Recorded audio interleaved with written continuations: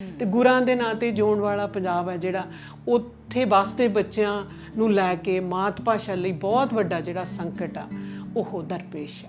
ਵੀ ਇਹ ਬਹੁਤ ਵੱਡੀ ਸਮੱਸਿਆ, ਜਿਹੜੀ ਔਰਤ ਆਪਣੇ ਬੱਚੇ ਨੂੰ ਪਿੱਛੇ ਛੱਡ ਕੇ ਆਪਣੀ ਜ਼ਿੰਦਗੀ ਸ਼ੁਰੂ ਕਰਦੀ ਹੈ, ਉਹਦੇ ਲਈ ਇਹ ਦਰਦ ਬਹੁਤ ਵੱਡਾ ਹੈ। ਉਹਨੂੰ ਗੇਮ ਲਗਾਓ ਤੇ ਬੱਚੇ ਨੂੰ ਦੇ ਦਿਓ, ਮਾਂ ਆਪਣੇ ਮੋਬਾਈਲ ਤੇ, ਬੱਚਾ ਆਪਣੇ ਮੋਬਾਈਲ ਤੇ। ਬੱਚਾ ਖਾਣਾ ਨਹੀਂ ਖਾ ਰਿਹਾ, ਉਹਨੂੰ ਕਹੋ ਵੀ ਤੂੰ ਖਾਣਾ ਖਾ ਲੈ, ਫਿਰ ਤੂੰ ਇਹ ਗੇਮ ਕਰ ਲਈ। ਉਸ ਸਮੇਂ ਜਦੋਂ ਮੈਨੂੰ ਲੱਗਦਾ ਕਿ ਬੱਚੇ ਨੂੰ ਜੇ ਕੋਈ ਅਸੀਂ ਸਭ ਤੋਂ ਕੀਮਤੀ ਚੀਜ਼ ਦੇ ਸਕਦੇ ਹਾਂ ਨਾ, ਉਹ ਵਕਤ ਹੁੰਦਾ। ਮਾਤਾ ਦੀ ਵੀ ਲੋੜ ਹੁੰਦੀ ਆ, ਪਿਤਾ ਦੀ ਵੀ ਲੋੜ ਹੁੰਦੀ ਆ। ਸ੍ਰਿਸ਼ਟੀ ਨੇ ਦੋਵਾਂ ਨੂੰ ਵੱਖਰੇ ਵੱਖਰੇ ਬਣਾਇਆ, ਤੇ ਜੇ ਉਹ ਮਾਂ-ਬਾਪ ਉਸ ਬੱਚੇ ਦੇ ਸਾਹਮਣੇ ਲੜਾਈ ਕਰਦੇ ਆ, ਅਪਸ਼ਬਦ ਬੋਲਦੇ ਆ, ਤਾਂ ਫਿਰ ਉਹ ਬੱਚਾ ਆਪਣੇ ਪਿਤਾ ਦਾ ਸਤਿਕਾਰ ਨਹੀਂ ਕਰਦਾ। ਤੇ ਮਾਂ ਦੀ ਬੁੱਕਲ 'ਚ ਉਹ ਪੂਰਨ ਰੂਪ ਵਿੱਚ ਮਹਿਫੂਜ਼ ਨੇ, ਜਿੱਥੇ ਉਹਨਾਂ ਨੂੰ ਦੁਨੀਆ ਦੀ ਕੋਈ ਤਾਕਤ ਡਰਾ ਨਹੀਂ ਸਕਦੀ। ਕਿਧਰੇ ਕੋਈ ਟਾਵੀਂ ਇਹ ਗੱਲ ਸੁਣਨ ਨੂੰ ਮਿਲਦੀ ਆ ਕਿ ਕਿਸੇ ਮਰਦ ਨੇ ਆਪਣੇ ਛੋਟੇ ਛੋਟੇ ਬੱਚੇ ਇਕੱਲੇ ਪਾਲ ਲਏ। ਜਿਹੜਾ ਦਾਦੀਆਂ ਨਾਨੀਆਂ ਦਾ ਕੰਮ ਸੀਗਾ, ਜਿਹੜੀਆਂ ਕਹਾਣੀਆਂ ਉਹਨਾਂ ਨੇ ਸੁਣਾਉਣੀਆਂ ਸੀ, ਉਹ ਕਹਾਣੀਆਂ ਵੀ ਹੁਣ ਮਾਵਾਂ ਨੇ ਸੁਣਾਉਣੀਆਂ ਨੇ। ਜੋ ਕੁਝ 2.5 ਸਾਲ ਦੇ ਬੱਚੇ ਨੂੰ ਸਿਖਾਉਂਦੇ ਨੇ ਪਲੇਵੇਜ਼ ਵਾਲੇ, ਉਹ ਅਸੀਂ ਬੱਚੇ ਨੂੰ ਆਪਣੇ ਆਪ ਹੀ ਸਿਖਾ ਸਕਦੇ, ਤੇ ਬੱਚੇ ਨੂੰ ਮੁਸ਼ਕਿਲ ਵੀ ਨਹੀਂ ਲੱਗਦਾ। ਅਸੀਂ ਸਾਰੇ ਇਸ ਗੱਲ ਤੋਂ ਵਾਕਿਫ ਹਾਂ ਕਿ ਮਾਂ ਜੋ ਚਾਹੇ ਉਹ ਬੱਚੇ ਨੂੰ ਬਣਾ ਸਕਦੀ ਹੈ। ਕੁਦਰਤ ਨੇ ਮਾਂ ਨੂੰ ਇਹ ਸਮਰੱਥਾ ਦਿੱਤੀ ਹੈ ਕਿ ਉਹ ਬੱਚੇ ਨੂੰ ਜਿਸ ਪਾਸੇ ਚਾਹਵੇ ਲਾ ਸਕਦੀ। ਜਦ ਤਲਖੀਆਂ ਨੇ, ਖਰਬਾਂ ਪਾਣਾ ਜਾਂ ਤਲਖੀਆਂ ਨੇ, ਉਹ ਬੱਚੇ ਦੀ ਜ਼ਿੰਦਗੀ ਨੂੰ ਕਿੱਥੋਂ ਤੱਕ ਪ੍ਰਭਾਵਿਤ ਕਰ ਸਕਦਾ, ਸਾਨੂੰ ਇਹਦਾ ਅੰਦਾਜ਼ਾ ਵੀ ਨਹੀਂ ਹੁੰਦਾ। ਮਾਵਾਂ ਦੇ ਸਿਰ ਬਹੁਤ ਵੱਡੀ ਜ਼ਿੰਮੇਵਾਰੀ ਆ ਕਿ ਉਹ ਬੱਚਿਆਂ ਨੂੰ ਆਪਣੀ ਮਾਂ ਬੋਲੀ ਨਾਲ ਕਿਸ ਤਰ੍ਹਾਂ ਜੋੜ ਕੇ ਰੱਖਣ। ਮੈਨੂੰ ਇਹ ਲੱਗਦਾ ਕਿ ਬੱਚਾ ਜਿਹੜੇ ਸੁਪਨੇ ਨੇ, ਉਹ ਕਿਸੇ ਬੱਚੇ ਦੀਆਂ ਜਿਹੜੀਆਂ ਖਾਹਿਸ਼ਾਂ ਨੇ, ਉਹ ਕਿਸੇ ਹੋਰ ਜ਼ੁਬਾਨ 'ਚ ਨਹੀਂ ਹੁੰਦੀਆਂ। ਪਹਿਲੇ 5 ਸਾਲ ਨੇ ਉਹ ਬਹੁਤ ਇੰਪੋਰਟੈਂਟ ਹੁੰਦੇ ਨੇ ਭਾਸ਼ਾ ਨੂੰ ਲੈ ਕੇ, ਸ਼ਬਦਾਂ ਨੂੰ ਲੈ ਕੇ। ਤੇ ਇਕਹਿਰੇ ਪਰਿਵਾਰਾਂ ਤੋਂ ਵੀ ਸਾਡੀ ਬਦਕਿਸਮਤੀ ਇਹ ਰਹੀ ਕਿ ਅਸੀਂ ਬੱਚਿਆਂ ਨੂੰ ਉਹਨਾਂ ਦੇ ਭੈਣਾਂ ਭਰਾਵਾਂ ਤੋਂ ਵਿਰਵੇ ਕਰ ਦਿੱਤੇ।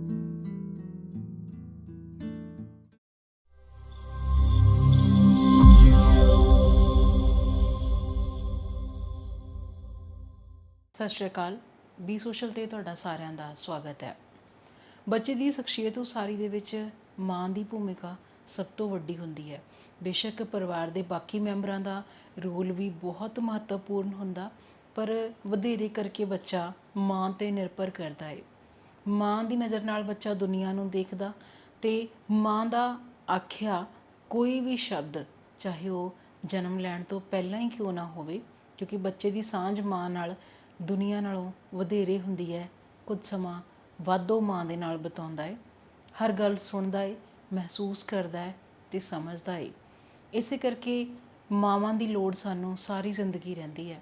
ਬਹੁਤ ਖੁਸ਼ਕਿਸਮਤ ਹੁੰਦੇ ਨੇ ਉਹ ਬੱਚੇ ਜਿਨ੍ਹਾਂ ਦੇ ਸਿਰ ਦੇ ਉੱਤੇ ਹਮੇਸ਼ਾ ਮਾਵਾਂ ਦਾ ਹੱਥ ਰਹਿੰਦਾ ਹੈ, ਪਰ ਕੁਝ ਅਜਿਹੇ ਵੀ ਹੁੰਦੇ ਨੇ ਕਿਸੇ ਕਾਰਨ ਬਸ ਜਿਨ੍ਹਾਂ ਦੇ ਸਿਰ ਤੋਂ ਮਾਪਿਆਂ ਦਾ ਹੱਥ ਖੁੱਸ ਜਾਂਦਾ ਹੈ। ਮਾਂ ਜਾਂ ਪਿਓ ਕਿਸੇ ਇੱਕ ਦੀ ਅਣਹੋਂਦ ਨੂੰ ਉਹ ਝੱਲਦੇ ਨੇ। ਇਹਨਾਂ ਬੱਚਿਆਂ ਦੀ ਜ਼ਿੰਦਗੀ ਸੁਖਾਵੀਂ ਨਹੀਂ ਹੁੰਦੀ, ਕਿਉਂਕਿ ਮਾਪੇ ਚਾਹੇ ਕੋਈ ਵੀ ਹੋਣ, ਕੋਈ ਵੀ ਇੱਕ ਦੂਜੇ ਦੀ ਥਾਂ ਨਹੀਂ ਲੈ ਸਕਦਾ, ਪਰ ਅਕਸਰ ਇਹ ਕਿਹਾ ਜਾਂਦਾ ਕਿ ਮਾਂ ਦੀ ਜ਼ਰੂਰਤ ਖਾਸ ਕਰਕੇ ਧੀਆਂ ਦੀ ਜ਼ਿੰਦਗੀ ਦੇ ਵਿੱਚ ਬਹੁਤ ਵਧੇਰੇ ਰਹਿੰਦੀ ਹੈ। ਜਦੋਂ ਕਦੇ ਅਜਿਹਾ ਰਿਸ਼ਤਾ ਸਾਡੀ ਜ਼ਿੰਦਗੀ ਦੇ ਵਿੱਚ ਨਹੀਂ ਹੁੰਦਾ, ਤਾਂ ਜ਼ਿੰਦਗੀ ਸਾਵੀਂ ਚੱਲਣੀ ਬੰਦ ਹੋ ਜਾਂਦੀ ਹੈ। ਸਾਡੀ ਸ਼ਖਸੀਅਤ ਦੇ ਵਿੱਚ ਕਈ ਤਰ੍ਹਾਂ ਦੇ ਵਿਗਾੜ ਪੈ ਜਾਂਦੇ ਨੇ। ਅਜੋਕੇ ਸਮਾਜ ਦੇ ਵਿੱਚ ਬਹੁਤ ਸਾਰੇ ਕਾਰਨ ਅਜਿਹੇ ਸਾਡੇ ਸਾਹਮਣੇ ਆਉਂਦੇ ਨੇ, ਜਿੱਥੇ ਮਾਪਿਆਂ ਦੇ ਵਿੱਚੋਂ, ਦੋਵਾਂ ਦੇ ਵਿੱਚੋਂ ਕਿਸੇ ਇੱਕ ਦੀ ਅਣਹੋਂਦ, ਕਈ ਵਾਰ ਉਹ ਕੁਦਰਤੀ ਕਾਰਨਾਂ ਕਰਕੇ ਹੁੰਦੀ ਹੈ, ਕਈ ਵਾਰ ਕੋਈ ਪਰਿਵਾਰਿਕ ਸਮੱਸਿਆਵਾਂ ਜਿਹੜੀਆਂ ਨੇ ਉਹਨਾਂ ਕਾਰਨ ਵਖਰੇਵੇਂ ਜਦੋਂ ਮਾਪਿਆਂ ਦੇ ਵਿੱਚ ਹੁੰਦੇ ਆ, ਤਾਂ ਅਸੀਂ ਇਹ ਭੁੱਲ ਜਾਂਦੇ ਹਾਂ ਕਿ ਵੱਖ ਮਾਪੇ ਹੋਏ ਨੇ, ਤਲਾਕ ਮਾਪਿਆਂ ਦਾ ਹੁੰਦਾ ਹੈ, ਔਲਾਦ ਦੇ ਨਾਲੋਂ ਨਹੀਂ ਹੁੰਦਾ, ਪਰ ਸਜ਼ਾ ਇਸ ਚੀਜ਼ ਦੀ ਔਲਾਦ ਵੀ ਭੁਗਤਦੀ ਹੈ।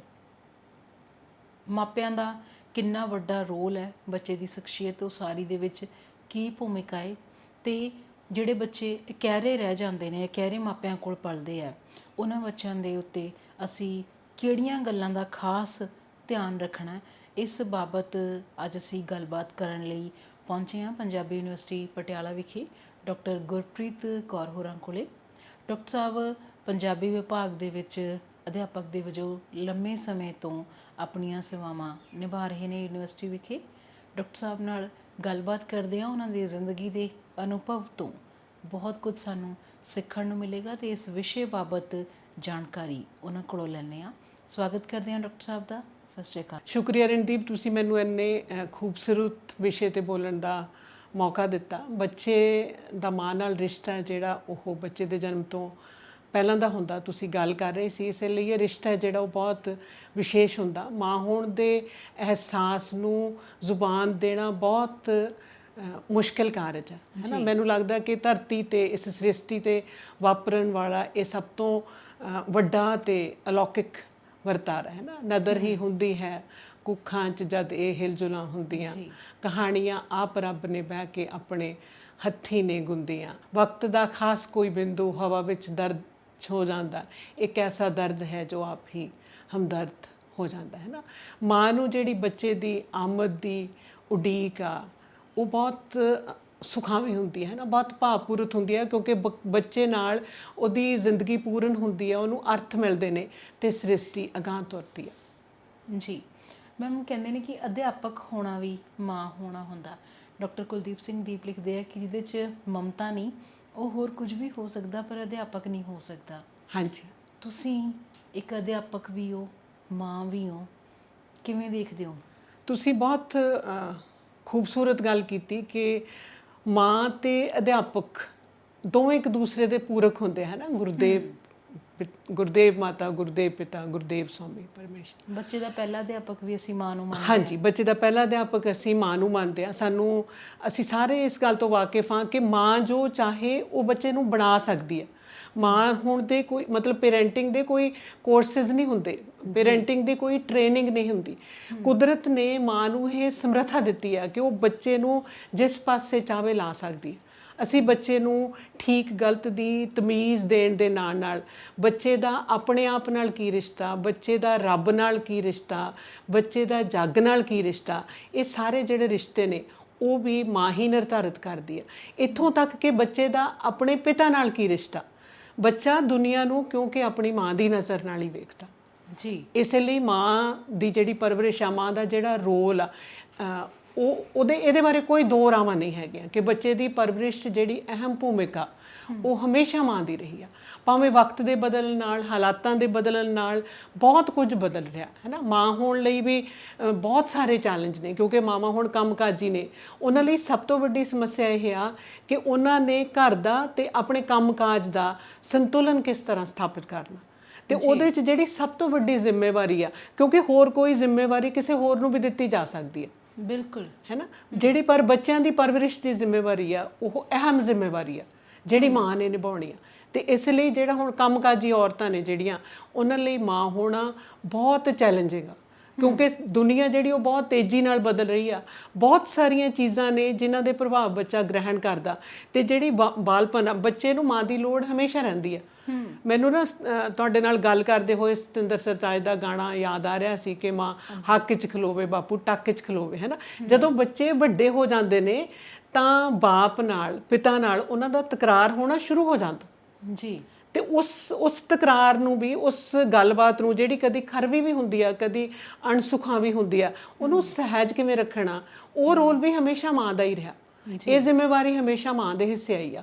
ਪਰ ਜਿਹੜੇ ਬੱਚੇ ਦੀ ਬਾਲ ਉਮਰ ਆ, ਕਿਉਂਕਿ ਉਹਦਾ ਮਾਈਂਡ ਹੈ ਜਿਹੜਾ ਉਹ ਬਹੁਤ ਇੰਪ੍ਰੈਸ਼ਨੇਬਲ ਹੁੰਦਾ, ਉਹਦੇ ਤੇ ਉਹਦਾ ਮਨ ਕੋਰੀ ਸਲੇਟ ਵਰਗਾ ਹੁੰਦਾ, ਆਪਾਂ ਹਮੇਸ਼ਾ ਕਹਿੰਦੇ ਆ, ਤੇ ਉਹਦੇ ਹਾਂਜੀ ਗਿੱਲੀ ਮਿੱਟੀ ਵਰਗਾ ਹੁੰਦਾ। ਇਸ ਲਈ ਉਹਦੇ ਤੇ ਜਿਹੜੇ ਵੀ ਪ੍ਰਭਾਵ ਪੈਂਦੇ ਆ ਰਣਦੀਪ, ਉਹ ਬਹੁਤ ਡੂੰਘੇ ਹੁੰਦੇ ਆ।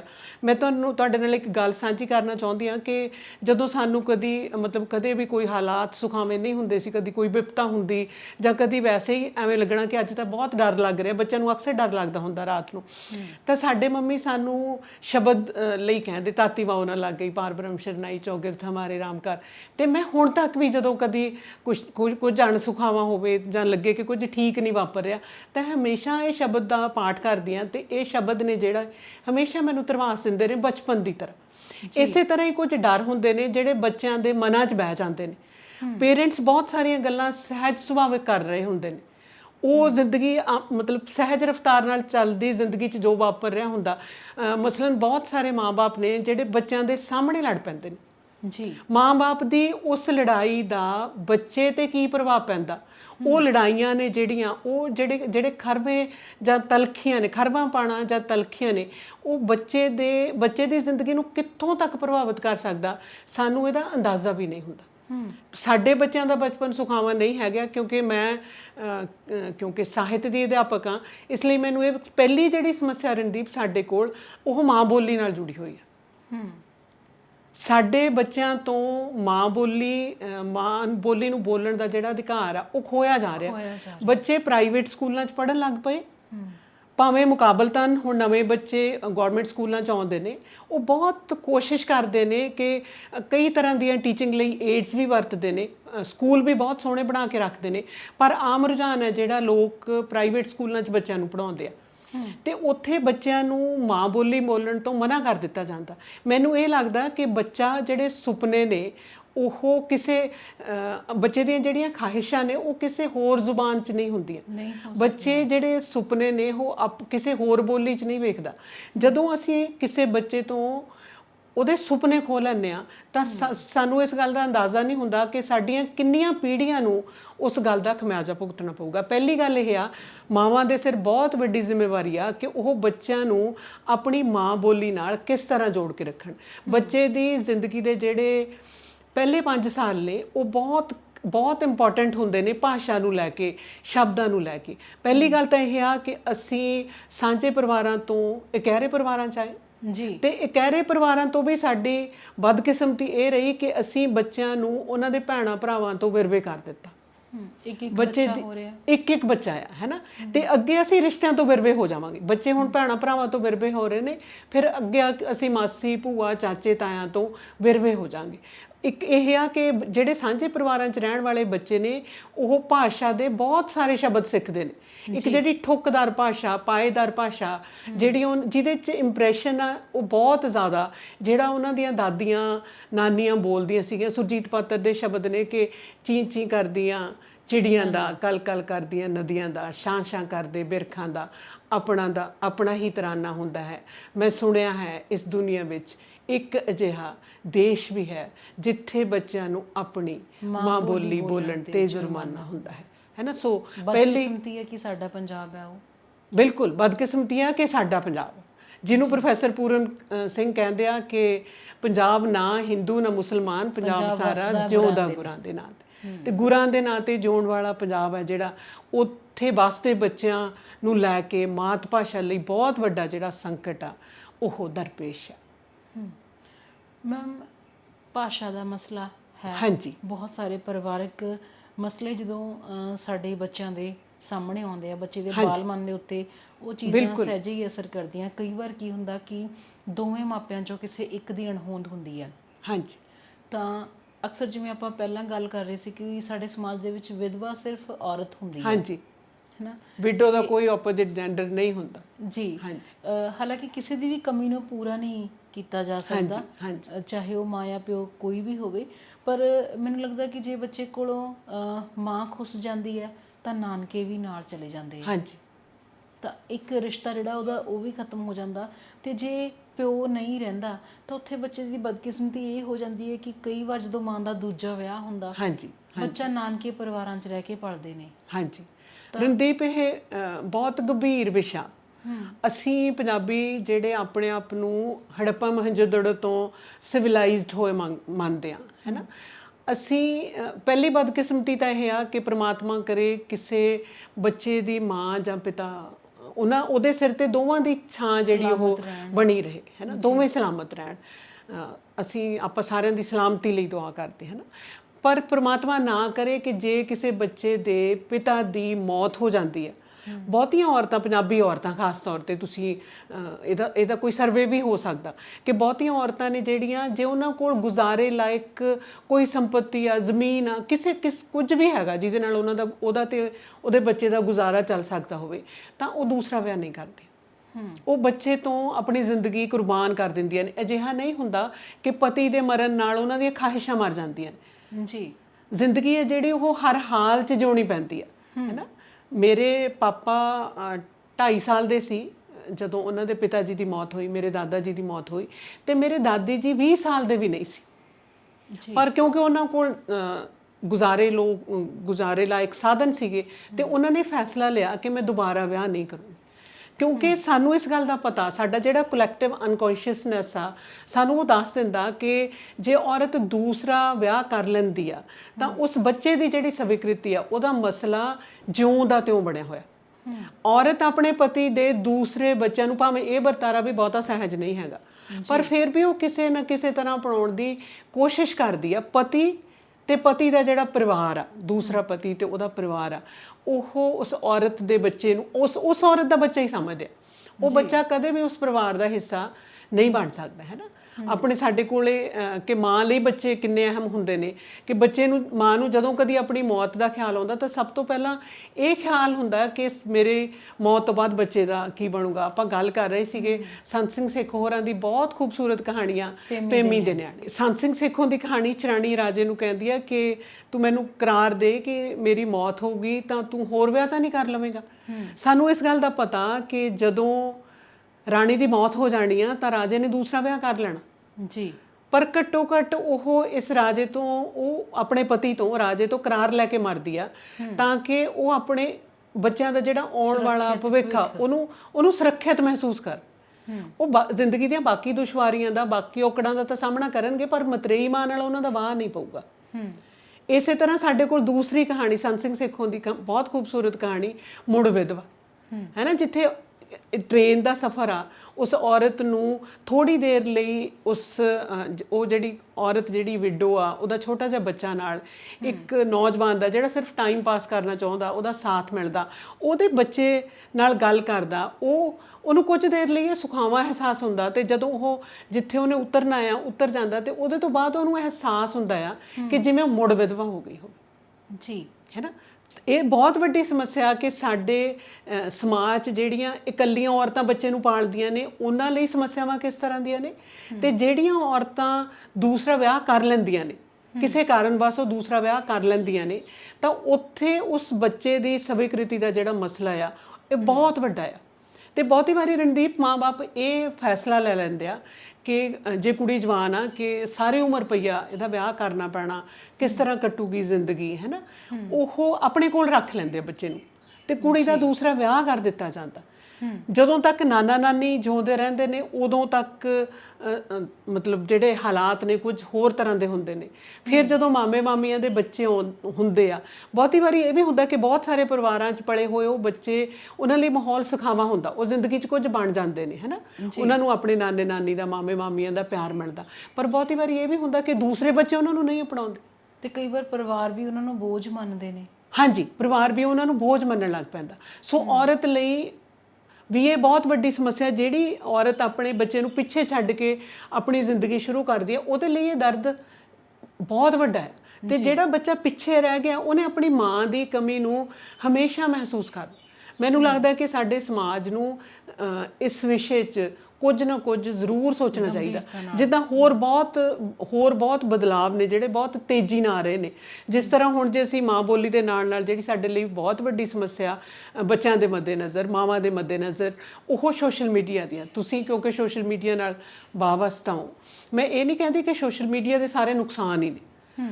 ਸੋਸ਼ਲ ਮੀਡੀਆ ਨੇ ਸਾਡੀ ਜ਼ਿੰਦਗੀ ਨੂੰ ਬਹੁਤ ਆਸਾਨ ਵੀ ਬਣਾਇਆ, ਪਰ ਜਿਹੜਾ ਕੋਵਿਡ-19 ਦੇ ਦੌਰਾਨ ਜਿਹੜਾ ਸਮਾਂ ਸੀਗਾ, ਬੱਚਿਆਂ ਦੇ ਹੱਥਾਂ 'ਚ ਮੋਬਾਈਲ ਆਏ, ਕਲਾਸਾਂ ਆਨਲਾਈਨ ਆਈਆਂ, ਬੱਚਿਆਂ ਦੀ ਪਹੁੰਚ ਹੋ ਗਈ ਮੋਬਾਈਲਸ ਤੱਕ। ਜੇ ਅਸੀਂ ਥੋੜਾ ਜਿਹਾ ਹੋਰ ਗੌਰ ਨਾਲ ਵੇਖੀਏ ਰਣਦੀਪ, ਮਾਵਾਂ ਨੇ ਇੱਕ ਸੌਖਾ ਰਸਤਾ ਲੱਭ ਲਿਆ ਕਿ ਬੱਚਾ ਰੋ ਰਿਹਾ, ਫੋਨ ਦੇ ਦਿਓ, ਉਹਨੂੰ ਗੇਮ ਲਗਾਓ ਤੇ ਬੱਚੇ ਨੂੰ ਦੇ ਦਿਓ। ਮਾਂ ਆਪਣੇ ਮੋਬਾਈਲ ਤੇ, ਬੱਚਾ ਆਪਣੇ ਮੋਬਾਈਲ ਤੇ। ਬੱਚਾ ਖਾਣਾ ਨਹੀਂ ਖਾ ਰਿਹਾ, ਉਹਨੂੰ ਕਹੋ ਵੀ ਤੂੰ ਖਾਣਾ ਖਾ ਲੈ, ਫਿਰ ਤੂੰ ਇਹ ਗੇਮ ਕਰ ਲਈ। ਬੱਚੇ ਨੂੰ ਜਿਹੜਾ ਲਾਲਚ ਆ ਉਹ ਵੀ ਮੋਬਾਈਲ ਦਾ ਦਿੱਤਾ ਜਾ ਰਿਹਾ। ਉਸ ਸਮੇਂ ਜਦੋਂ ਮੈਨੂੰ ਲੱਗਦਾ ਕਿ ਬੱਚੇ ਨੂੰ ਜੇ ਕੋਈ ਅਸੀਂ ਸਭ ਤੋਂ ਕੀਮਤੀ ਚੀਜ਼ ਦੇ ਸਕਦੇ ਹਾਂ ਨਾ, ਉਹ ਵਕਤ ਹੁੰਦਾ ਜੀ। ਉਹ ਖਿਡੌਣੇ ਨਹੀਂ ਹੁੰਦੇ, ਉਹ ਇੱਧਰ ਉੱਧਰ ਦਾ ਸੈਰ ਸਪਾਟਾ ਨਹੀਂ ਹੁੰਦਾ। ਮਾਂ ਦਾ ਜਿਹੜਾ ਵਕਤ ਆ ਉਹ ਬੱਚੇ ਲਈ ਅਸੀਂ ਇਨਵੈਸਟ ਕਰ ਰਹੇ ਹੁੰਦੇ ਆ ਬੱਚੇ 'ਚ, ਹੈ ਨਾ। ਬੱਚੇ ਕਿਉਂਕਿ ਸਾਡੀ ਇਨਵੈਸਟਮੈਂਟ ਨੇ, ਇਸ ਲਈ ਸਭ ਤੋਂ ਜ਼ਰੂਰੀ ਚੀਜ਼ ਜਿਹੜੀ ਸਾਨੂੰ ਬੱਚਿਆਂ ਨੂੰ ਦੇਣੀ ਚਾਹੀਦੀ ਆ ਉਹ ਵਕਤ ਆ।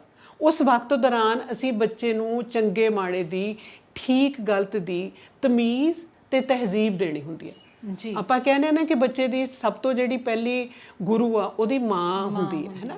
ਮਾਂ ਨੇ ਬੱਚੇ ਨੂੰ ਸਿਖਾਉਣਾ ਹੁੰਦਾ ਕਿ ਆਉਣ ਵਾਲੀ ਜਿਹੜੀ ਜ਼ਿੰਦਗੀ ਆ ਉਹ ਸੁਖਾਲੀ ਨਹੀਂ ਹੁੰਦੀ। ਬੱਚੇ ਨੇ ਮਾਂ ਨੂੰ ਕਿ ਜ਼ਿੰਦਗੀ 'ਚ ਜੇ ਸਾਧਨ ਸੀਮਤ ਵੀ ਨੇ ਤਾਂ ਜ਼ਿੰਦਗੀ ਨੂੰ ਜਿਉਣਾ ਕਿਵੇਂ ਹੈ ਨਾ। ਸਾਡੀ ਲੋਕਧਾਰਾ 'ਚ ਇਹ ਪੰਕਤੀ ਆ ਕਿ ਦੋ ਪੈਰ ਘੱਟ ਤੁਰਨਾ ਪਰ ਤੁਰਨਾ ਮੜਕ ਦੇ ਨਾਲ, ਕਿ ਸਾਰੀਆਂ ਖੁਸ਼ੀਆਂ ਨੇ ਜਿਹੜੀਆਂ ਉਹ ਸਾਧਨ ਸੰਪੰਨ ਲੋਕਾਂ ਦੇ ਹਿੱਸੇ ਹੀ ਨਹੀਂ ਆਉਂਦੀਆਂ। ਸਾਡੇ ਕੋਲ ਜ਼ਿੰਦਗੀ ਜਿਉਣ ਦਾ ਸਲੀਕਾ ਹੋਣਾ ਚਾਹੀਦਾ। ਖਾਸ ਤੌਰ ਤੇ ਜਿਹੜਾ ਇਹ ਦੌਰ ਆ ਹੈ ਨਾ, ਉਹਦੇ 'ਚ ਬੱਚਿਆਂ ਨੂੰ ਜਿਹੜੀ ਕੱਪੜਿਆਂ ਦੀ, ਪਹਿਰਾਵੇ ਦੀ ਜਿਹੜੀ ਐਸਥੈਟਿਕਸ ਆ ਉਹਦੇ ਬਾਰੇ ਸਮਝਾਉਣਾ ਬਹੁਤ ਜ਼ਿਆਦਾ ਜ਼ਰੂਰੀ ਹੈ। ਅਸੀਂ ਪੱਛਮ ਦੀ ਅੰਧਾਧੁੰਦ ਨਕਲ ਕੀਤੀ ਤੇ ਬਹੁਤ ਦੁੱਖ ਦੀ ਗੱਲ ਇਹ ਆ ਕਿ ਅਸੀਂ ਉਹਨਾਂ ਦੇ ਵਰਕ ਕਲਚਰ ਨੂੰ ਨਹੀਂ ਅਪਣਾਇਆ। ਜੇ ਤੁਸੀਂ ਕਿਸੇ ਅੰਗਰੇਜ਼ ਨੂੰ 에ਅਰਪੋਰਟ ਤੇ ਵੇਖੋ ਨਾ ਤਾਂ ਉਹਨਾਂ ਕੋਲ ਦੋ ਚੀਜ਼ਾਂ ਹੁੰਦੀਆਂ, ਇੱਕ ਕੈਮਰਾ ਤੇ ਇੱਕ ਕਿਤਾਬ ਜੀ। ਤੇ ਅਸੀਂ ਜਦੋਂ ਕਿਧਰੇ ਆਉਂਦੇ ਜਾਂਦੇ ਆ ਨਾ ਤਾਂ ਅਸੀਂ ਤਿੰਨ ਸੂਟਕੇਸ ਅਟੈਚੀ ਸਾਡੇ ਭਰੇ ਹੁੰਦੇ ਨੇ। ਹਾਂਜੀ, ਸਾਡੇ ਹੱਥਾਂ 'ਚ ਹੁੰਦੇ ਆ। ਸਾਨੂੰ ਹਮੇਸ਼ਾ ਇਸ ਗੱਲ ਦੀ ਫਿਕਰ ਹੁੰਦੀ ਹੈ ਕਿ ਕਿਧਰੇ ਉਹ ਰਿਸ਼ਤੇਦਾਰ ਨਾ ਰਹਿ ਜਾਵੇ, ਉਹਦੇ ਲਈ ਵੀ ਗਿਫਟ ਲੈਣਾ ਹੈ ਨਾ, ਦੂਸਰੇ ਲਈ ਕੁਝ ਹੋਰ ਲੈਣਾ, ਮਤਲਬ ਅਸੀਂ ਇਹੋ ਹੀ ਸੋਚਦੇ ਹਾਂ। ਪਰ ਉਹਨਾਂ ਲੋਕਾਂ ਨੇ ਜੇ ਉਹਨਾਂ ਕੋਲ ਵਕਤ ਆ ਤਾਂ ਬੈਠ ਕੇ ਕਿਤਾਬ ਪੜ੍ਹ ਰਹੇ ਹੁੰਦੇ ਨੇ। ਜੇ ਉਹਨਾਂ ਨੂੰ ਲੱਗਦਾ ਕਿ ਕੋਈ ਬਹੁਤ ਖੂਬਸੂਰਤ ਚੀਜ਼ ਆ ਤਾਂ ਉਹਨੂੰ ਕੈਪਚਰ ਕਰ ਰਹੇ ਹੁੰਦੇ ਨੇ। ਉਹਨਾਂ ਕੋਲ ਕੈਮਰੇ ਹੁੰਦੇ ਆ। ਅਸੀਂ ਆਪਣੇ ਬੱਚਿਆਂ ਨੂੰ ਇਹ ਦੱਸਣਾ ਹੁੰਦਾ ਕਿ ਸਾਡਾ ਪਿਛੋਕੜ ਵੱਖਰੀ ਤਰ੍ਹਾਂ ਦਾ, ਸਾਡੇ ਮੌਸਮ ਵੱਖਰੀ ਤਰ੍ਹਾਂ ਦੇ ਨੇ ਜੀ, ਸਾਡੀਆਂ ਜਿਹੜੀਆਂ ਸੱਭਿਆਚਾਰਕ ਮਾਨਤਾਵਾਂ ਨੇ, ਜਿਹੜੀਆਂ ਸਾਡੀਆਂ ਸਮਾਜਿਕ ਸੱਭਿਆਚਾਰਕ ਮਾਨਤਾਵਾਂ ਨੇ, ਉਹ ਵੱਖਰੀ ਤਰ੍ਹਾਂ ਦੀਆਂ ਨੇ। ਤੇ ਪਹਿਰਾਵਾ ਜਿਹੜਾ ਉਹਦਾ ਸੰਬੰਧ ਸ਼ਾਲੀਨਤਾ ਨਾਲ ਹੁੰਦਾ। ਇਹ ਨਹੀਂ ਹੁੰਦਾ ਕਿ ਸਾਡਾ ਜਿਹੜਾ ਪਹਿਰਾਵਾ ਉਹ ਪਾ ਕੇ ਅਸੀਂ ਖੂਬਸੂਰਤ ਨਾ ਲੱਗੀਏ ਹੈ ਨਾ। ਔਰਤ ਆ ਜਿਹੜੀ ਉਹਦਾ ਇਹ ਹੱਕ ਬਣਦਾ ਆ ਕਿਉਂਕਿ ਉਹ ਬਹੁਤ ਸੂਖਮ ਜੀਵ ਆ ਸ੍ਰਿਸ਼ਟੀ ਦਾ। ਇੱਕ ਗੱਲ ਮੈਂ ਇੱਥੇ ਇਹ ਵੀ ਐਡ ਕਰਨਾ ਚਾਹੁੰਦੀ ਹਾਂ ਰਣਦੀਪ, ਕਿ ਮਾਤਾ ਦੀ ਵੀ ਲੋੜ ਹੁੰਦੀ ਆ, ਪਿਤਾ ਦੀ ਵੀ ਲੋੜ ਹੁੰਦੀ ਆ। ਸ੍ਰਿਸ਼ਟੀ ਨੇ ਦੋਵਾਂ ਨੂੰ ਵੱਖਰੇ ਵੱਖਰੇ ਬਣਾਇਆ ਜੀ, ਹੈ ਨਾ, ਕਿ we are equal but not the same. Father ਨੇ ਬੱਚੇ ਨੂੰ ਇੱਕ ਹੋਰ ਤਰ੍ਹਾਂ ਦੀ ਪ੍ਰੋਟੈਕਸ਼ਨ ਦੇਣੀ ਹੁੰਦੀ ਹੈ। ਭੂਮਿਕਾਵਾਂ ਵੀ ਉਹਨਾਂ ਦੀਆਂ ਵੱਖੋ-ਵੱਖਰੀਆਂ, ਉਹਨਾਂ ਦੀਆਂ ਭੂਮਿਕਾਵਾਂ ਬਿਲਕੁਲ ਵੱਖਰੀਆਂ ਨੇ। ਮੈਂ ਪਹਿਲਾਂ ਗੱਲ ਕੀਤੀ ਸੀ ਕਿ ਬੱਚਾ ਆਪਣੇ ਪਿਤਾ ਨੂੰ ਵੀ ਆਪਣੀ ਮਾਂ ਦੀ ਨਜ਼ਰ ਨਾਲ ਹੀ ਵੇਖਦਾ, ਤੇ ਜੇ ਉਹ ਮਾਂ-ਬਾਪ ਉਸ ਬੱਚੇ ਦੇ ਸਾਹਮਣੇ ਲੜਾਈ ਕਰਦੇ ਆ, ਅਪਸ਼ਬਦ ਬੋਲਦੇ ਆ, ਤਾਂ ਫਿਰ ਉਹ ਬੱਚਾ ਆਪਣੇ ਪਿਤਾ ਦਾ ਸਤਿਕਾਰ ਨਹੀਂ ਕਰਦਾ। ਉਹ ਹਾਂਜੀ, ਸੰਤ ਸਿੰਘ ਸੇਖੋਂ ਹੋਰਾਂ ਦੀ ਕਹਾਣੀ ਦਾ ਤੁਸੀਂ ਜ਼ਿਕਰ ਕੀਤਾ ਪਹਿਲਾਂ, ਪੇਮੀ ਦੇ ਨਿਆਣੇ, ਤੇ ਉਹਦੇ 'ਚ ਜਦੋਂ ਉਹ ਆਪਣੇ ਪਿਓ ਦੇ ਲਈ ਰੋਟੀ ਲੈ ਕੇ ਜਾਂਦੇ ਨੇ ਬਾਹਰ, ਤਾਂ ਉਸ ਵੇਲੇ ਤਿੰਨੋਂ ਭੈਣ ਭਰਾ ਜਾ ਰਹੇ ਨੇ ਤੇ ਰਾਸ਼ੇ ਤੋਂ ਉਹਨਾਂ ਨੂੰ ਡਰ ਲੱਗਦਾ ਰਸਤੇ 'ਚ। ਪਰ ਉੱਥੇ ਜਿਹੜੀ ਕਹਿੰਦੇ ਨੇ ਕਿ ਵੱਡੀ ਭੈਣ ਮਾਵਾਂ ਵਰਗੀ ਹੋ ਜਾਂਦੀ ਹੈ। ਬਿਲਕੁਲ, ਉਹ ਉਮਰ ਦੇ ਵਿੱਚ ਛੋਟੀ ਹੈ, ਪਰ ਉਹ ਕਹਿੰਦੀ ਕਿ ਜੇ ਸਾਨੂੰ ਰੋਕ ਲਿਆ ਫਿਰ ਅਸੀਂ ਕਹਿ ਦਾਂਗੇ ਡਰ ਤਿੰਨੋਂ ਰਹੇ ਨੇ, ਪਰ ਉਹ ਕਹਿੰਦੀ ਕਿ ਅਸੀਂ ਕਹਿ ਦਾਂਗੇ ਕਿ ਅਸੀਂ ਪੇਮੀ ਦੇ ਨਿਆਣੇ ਹਾਂ। ਪਰ ਉੱਥੇ ਉਹਨਾਂ ਦੀ ਜਿਹੜੀ ਮਾਂ ਦੀ ਭੂਮਿਕਾ ਏ ਉਹ ਉਹਨਾਂ ਲਈ ਸਾਰੀ ਦੁਨੀਆ ਤੋਂ ਵੱਡੀ ਹੈ। ਹਾਂਜੀ, ਸਾਡੀ ਮਾਂ ਬਹੁਤ ਖਾਸ ਹੈ। ਜਿੱਥੇ ਮਾਂ ਦੀ ਬੁੱਕਲ 'ਚ ਉਹ ਪੂਰਨ ਰੂਪ ਵਿੱਚ ਮਹਿਫੂਜ਼ ਨੇ, ਜਿੱਥੇ ਉਹਨਾਂ ਨੂੰ ਦੁਨੀਆ ਦੀ ਕੋਈ ਤਾਕਤ ਡਰਾ ਨਹੀਂ ਸਕਦੀ ਜੀ, ਹੈ ਨਾ। ਮਾਂ ਨੇ ਹੀ ਇਹ ਦੱਸਣਾ ਹੁੰਦਾ ਕਿ ਤੁਹਾਡੇ ਭੈਣਾਂ ਭਰਾਵਾਂ ਨਾਲ ਰਿਸ਼ਤਾ ਕਿਸ ਤਰ੍ਹਾਂ ਦਾ ਹੁੰਦਾ ਜੀ, ਹੈ ਨਾ। ਮੈਨੂੰ ਨਹੀਂ ਲੱਗਦਾ ਕਿ ਅਸੀਂ ਬਚਪਨ 'ਚ ਭੈਣ ਭਰਾ ਕਦੇ ਕਿਸੇ ਚੀਜ਼ ਲਈ ਲੜੇ ਹੋਈਏ। ਤੇ ਮੈਨੂੰ ਤੁਹਾਡੇ ਨਾਲ ਗੱਲ ਕਰਦੇ ਇਹ ਦੱਸਦੇ ਖੁਸ਼ੀ ਵੀ ਹੁੰਦੀ ਆ ਕਿ ਮੇਰੇ ਦੋਵੇਂ ਬੱਚੇ ਵੀ ਕਦੇ ਆਪਸ ਇੱਕ ਦੂਸਰੇ ਨਾਲ ਨਹੀਂ ਲੜੇ। ਸਾਨੂੰ ਜਦੋਂ ਮੇਰੀ ਬੇਟੀ ਵੱਡੀ ਆ, ਬੇਟਾ ਛੋਟਾ, ਜਦੋਂ ਕੋਈ ਲੜਕੀਆਂ ਵਾਲੀ ਚੀਜ਼ ਅੱਛੀ ਲੱਗਦੀ ਆ ਤਾਂ ਉਹਦੇ ਲਈ ਲੈ ਆਈਦੀ ਆ, ਤੇ ਜਦੋਂ ਬੇਟੇ ਲਈ ਕੁਝ ਅੱਛਾ ਲੱਗਦਾ ਤਾਂ ਉਹਦੇ ਲਈ ਲੈ ਆਈਦਾ ਹੈ ਨਾ। ਉਹਨਾਂ ਨੇ ਇੱਕ ਦੂਸਰੇ ਨੂੰ, ਹੁਣ ਬਹੁਤ ਸਾਰੇ ਲੋਕ ਇਹ ਕਹਿੰਦੇ ਆ ਕਿ ਜੇ ਤੁਸੀਂ ਬੱਚਿਆਂ ਲਈ ਕੁਝ ਲੈ ਕੇ ਆਓਗੇ ਤਾਂ ਦੋਵਾਂ ਲਈ ਇੱਕੋ ਜਿਹਾ ਲੈ ਆਇਓ, ਨਹੀਂ ਤੇ ਲੜਨਗੇ ਹੈ ਨਾ।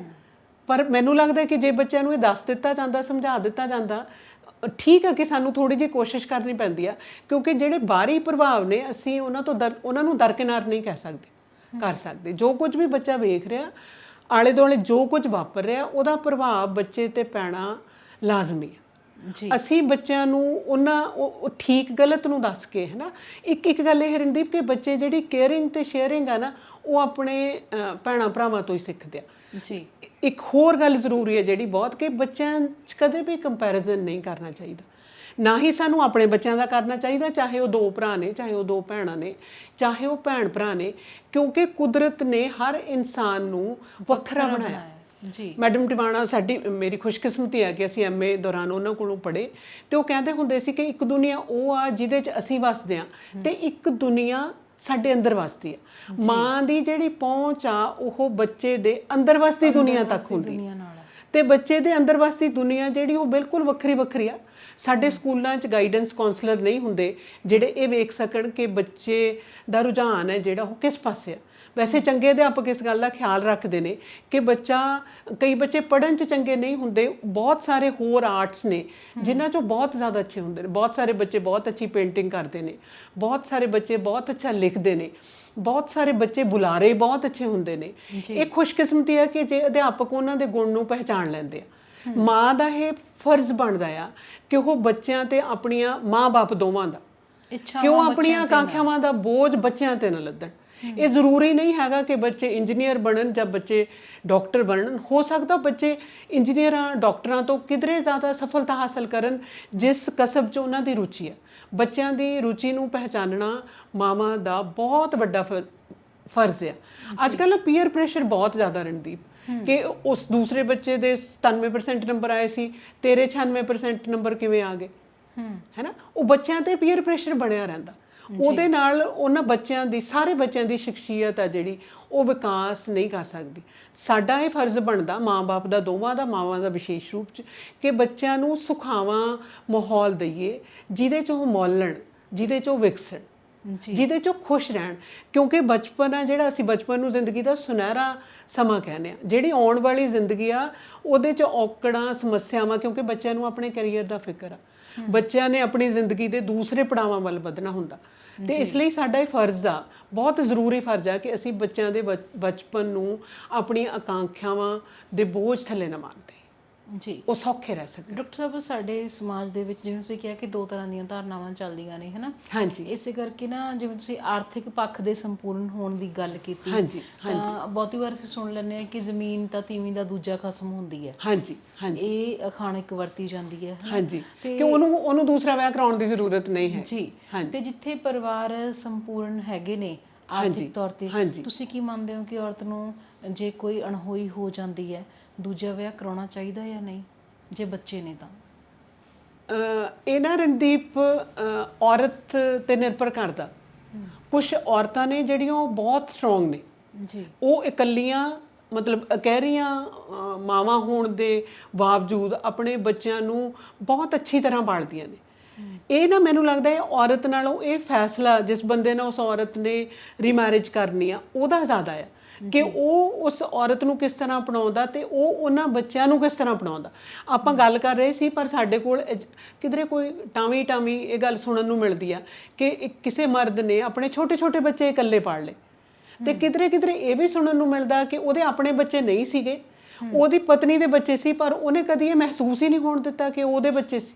ਜੀ, ਜੇ ਇਸ ਕਿਸਮ ਦੀ ਮਾਨਸਿਕਤਾ ਸਾਡੀ ਬਣਨ ਲੱਗ ਪਵੇ ਤਾਂ ਬਹੁਤ ਸਾਰੀਆਂ ਜਿਹੜੀਆਂ ਸਮੱਸਿਆਵਾਂ ਨੇ ਉਹ ਸੌਖੀਆਂ ਹੋ ਜਾਂਦੀਆਂ। ਅਸੀਂ ਇਹ ਗੱਲ ਕਰਦੇ ਆਮ ਤੌਰ ਤੇ ਕਿ ਬਾਹਰਲੇ ਦੇਸ਼ਾਂ 'ਚ, ਪੱਛਮੀ ਦੇਸ਼ਾਂ 'ਚ ਵਿਆਹ ਨੇ ਜਿਹੜੇ ਉਹ ਹੰਢਣਸਾਰ ਨਹੀਂ ਹੁੰਦੇ ਤੇ ਹੁੰਦੇ ਵੀ ਨਹੀਂ, ਹੈ ਨਾ। ਉਹ ਸੋਚਦੇ ਆ ਕਿ ਜੇ ਇਹ ਰਿਸ਼ਤਾ ਨਹੀਂ ਚੱਲ ਰਿਹਾ, ਉਹ ਬਹੁਤੀ ਕੋਸ਼ਿਸ਼ ਨਹੀਂ ਕਰਦੇ ਕਿ ਜੇ ਰਿਸ਼ਤਾ ਚੱਲ ਰਿਹਾ ਤਾਂ ਠੀਕ ਆ ਤੇ ਜੇ ਨਹੀਂ ਚੱਲ ਰਿਹਾ ਤਾਂ ਫਿਰ ਤੁਸੀਂ ਤਲਾਕ ਦੇ ਲਓ। ਪਰ ਇਹ ਰੁਝਾਨ ਸਾਡੇ ਪਾਸੇ ਵੀ ਤਾਂ ਆ ਰਿਹਾ ਮੈਮ। ਉਹ ਕਹਿੰਦੇ ਕਿ ਜੇ ਨਹੀਂ ਨਿਭ ਰਹੀ ਤਾਂ ਤਲਾਕ ਤਾਂ ਦੇਣ ਲਈ ਬਣਿਆ। ਸਾਡੇ ਅਜੇ ਉਹਦੀ ਰਫ਼ਤਾਰ ਬਹੁਤ ਮੱਠੀ ਹੈ। ਪਰ ਉੱਥੇ ਇੱਕ ਜਿਹੜੀ ਗੱਲ ਮੈਂ ਕਰਨਾ ਚਾਹੁੰਦੀ ਸੀ ਰਣਦੀਪ, ਉਹ ਇਹ ਕਿ ਜੇ ਉਹ ਕਿਸੇ ਔਰਤ ਨਾਲ ਵਿਆਹ ਕਰਦੇ ਆ ਤੇ ਉਹਦੇ ਬੱਚੇ ਹੈਗੇ ਆ ਪਹਿਲੇ ਵਿਆਹ ਤੋਂ, ਤਾਂ ਉਹ ਉਹਨਾਂ ਬੱਚਿਆਂ 'ਚ ਵਖਰੇਵਾਂ ਨਹੀਂ ਕਰਦੇ। ਉਹਨਾਂ ਬੱਚਿਆਂ ਨੂੰ ਉਹ ਬਹੁਤ ਖੁੱਲ੍ਹਦਿਲੀ ਨਾਲ ਅਪਣਾਉਂਦੇ ਨੇ। ਜਿੱਥੇ ਅਸੀਂ ਪੰਜਾਬੀ ਬਹੁਤ ਕੰਜ਼ਰਵੇਟਿਵ ਆ ਜੀ, ਹੈ ਨਾ, ਉੱਥੇ ਬੱਚੇ ਘੱਟੋ ਘੱਟ ਇਸ ਗੱਲ ਤੋਂ ਮਹਿਫੂਜ਼ ਨੇ ਕਿ ਜਿੱਥੇ ਸਾਨੂੰ ਜੋ ਆਦਤਾਂ ਸਾਨੂੰ ਉਹਨਾਂ ਦੀਆਂ ਅਪਣਾਉਣੀਆਂ ਚਾਹੀਦੀਆਂ ਅਸੀਂ ਉਹ ਨਹੀਂ ਅਪਣਾਈਆਂ, ਨਹੀਂ ਅਪਣਾਈਆਂ। ਅਸੀਂ ਸਿਰਫ ਦਿਖਾਵਾ, ਪਹਿਰਾਵਾ ਉਹਨਾਂ ਦਾ ਜਿਹੜਾ ਹੈ ਉਹ ਅਸੀਂ ਲੈ ਲਿਆ। ਬਿਲਕੁਲ ਬ੍ਰੋਕਨ ਹੋਮ ਦਾ ਜਿਹੜਾ ਦਰਦ ਆ ਨਾ ਰਣਦੀਪ, ਉਹ ਬਹੁਤ ਵੱਡਾ ਹੁੰਦਾ। ਜਿਹੜੇ ਬੱਚੇ ਤੁਸੀਂ ਗੱਲ ਕਰਦੇ ਸੀ, ਜਿਹੜੇ ਬੱਚੇ ਸਾਂਝੇ ਭਰੇ ਪੂਰੇ ਪਰਿਵਾਰਾਂ 'ਚ ਪਲਦੇ ਨੇ, ਉਹਨਾਂ ਦੀ ਸ਼ਖਸੀਅਤ ਬਹੁਤ ਵਿਕਸਿਤ ਹੁੰਦੀ ਆ ਕੰਪੈਰੀਟਿਵਲੀ ਉਹਨਾਂ ਬੱਚਿਆਂ ਦੇ ਜਿਨ੍ਹਾਂ ਨੂੰ ਰਿਸ਼ਤਿਆਂ ਦਾ ਨਿੱਘ ਨਹੀਂ ਮਿਲਦਾ। ਮੈਨੂੰ ਇਹ ਵੀ ਲੱਗਦਾ ਕਿ ਜੇ ਅਸੀਂ ਸਾਂਝੇ ਪਰਿਵਾਰਾਂ 'ਚ ਰਹਿੰਦੇ ਹਾਂ, ਫਰਜ਼ ਕਰੋ ਸਾਡਾ ਕਿਸੇ ਨਾਲ ਮਨ ਮੁਟਾਵਾ, ਸਾਡੀ ਨਨਾਣ ਨਾਲ, ਕਿਸੇ ਦਰਾਣੀ ਜਠਾਣੀ ਨਾਲ, ਕਿਸੇ ਨਾਲ ਵੀ ਹੋ ਸਕਦਾ ਹੈ ਨਾ। ਅਸੀਂ ਸੁਭਾਵਿਕ ਰੂਪ 'ਚ ਵਿਚਰਦੇ ਹਾਂ, ਸਾਰਿਆਂ 'ਚ ਗੁਣ ਔਗਣ ਹੋ ਸਕਦੇ ਆ। ਮੈਨੂੰ ਲੱਗਦਾ ਕਿ ਅਸੀਂ ਆਪਣੀਆਂ ਨਾਰਾਜ਼ਗੀਆਂ ਨੂੰ ਬੱਚਿਆਂ ਦੇ ਰਿਸ਼ਤਿਆਂ ਦੇ ਰਸਤੇ ਦਾ ਰੋੜਾ ਨਾ ਬਣਾਈਏ। ਜੀ ਹੈ ਨਾ। ਉਹ ਜੇ ਸਾਡਾ ਰਿਸ਼ਤਾ ਨਹੀਂ ਵੀ ਠੀਕ, ਜੇ ਬੱਚਾ ਬਹੁਤ ਪਿਆਰ ਕਰਦਾ ਤਾਂ ਉਹ ਸਾਵੇਂ ਰੂਪ 'ਚ ਚੱਲਣਾ ਚਾਹੀਦਾ।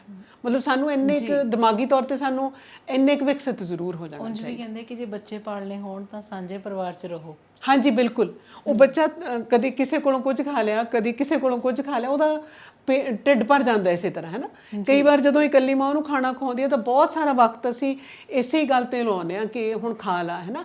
ਇੱਕ ਇਹ ਸੀ ਰਣਦੀਪ, ਸਾਡੇ ਸੱਭਿਆਚਾਰ 'ਚ ਬਹੁਤ ਕੁਝ ਅਜਿਹਾ ਸੀਗਾ ਕਿ ਜਿਵੇਂ ਅਸੀਂ ਖਾਣੇ ਨੂੰ ਸਤਿਕਾਰ ਦਿੰਦੇ ਸੀ। ਜੀ।